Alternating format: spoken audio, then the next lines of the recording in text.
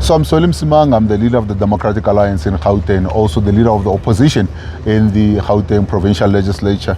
We are standing here on the R21. This is supposed to be the route that leads the western part of Boksburg into the airport and the eastern part of Ekurhuleni.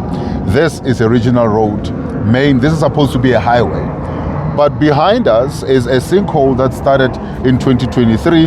And when the sinkhole started, it started on this side. It was a smaller sinkhole. And it has to do with criminal activities that have been taking place here. There's been a lot of zama-zamas that Panyaza Lesufi came out and said, well, they're doing something about it.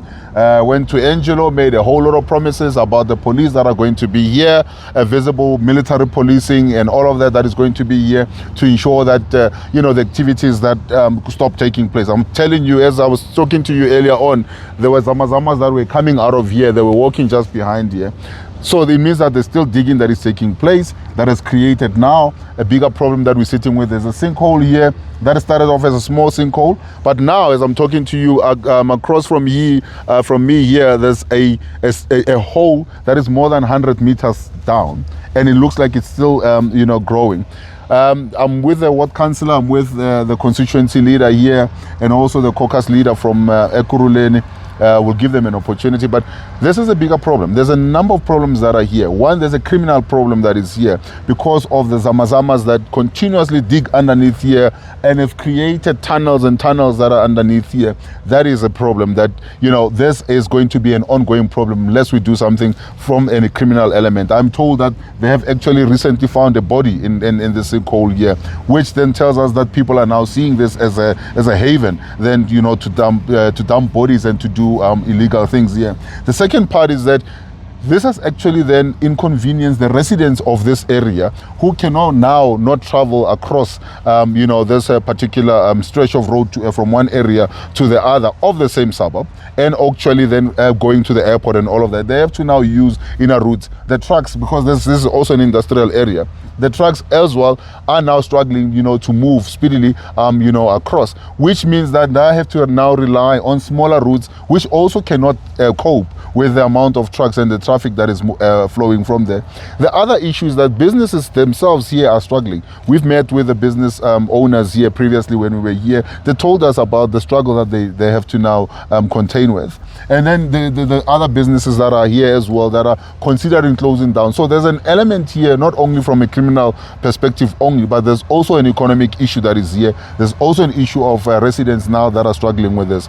We've raised this with the provincial government, but clearly this is something that is fallen on deaf ears. The problem that could have been resolved when it initially started on one side, that could have cost a couple of millions to then fix. Now we're talking over 100 million that now needs to be spent here if we are to get it right. And this is something that we have been saying to Panyaza Lesufi, do something to make sure that we resolve this issue. But this cry has fallen on deaf ears. They push it to Ekurhuleni. Ekurhuleni says, but this is a regional road. That means that it is your road. You need to be doing something. They're not talking to each other. They're not fixing it. Ekurhuleni certainly doesn't have that amount of money to be able to then plug into this particular space here.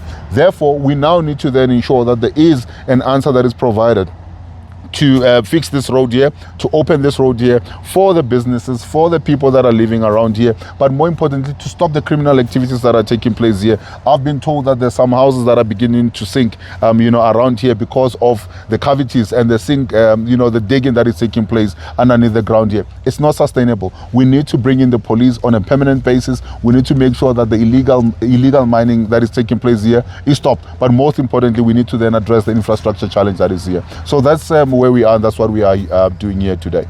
So I don't know, Ruan, if you want to say anything.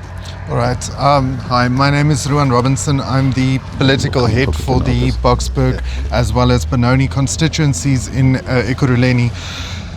Certainly, Solly has covered a lot of the issues that we've been seeing in the area, and that we've, from personal experience, have spoken to business owners across Boksburg, saying that residents customers that used to go to do business in the south don't go there anymore just because of how the traffic is affecting people. And despite the fact that smaller routes are being used for people to get out of Boksburg from the north to the south or the other way way around.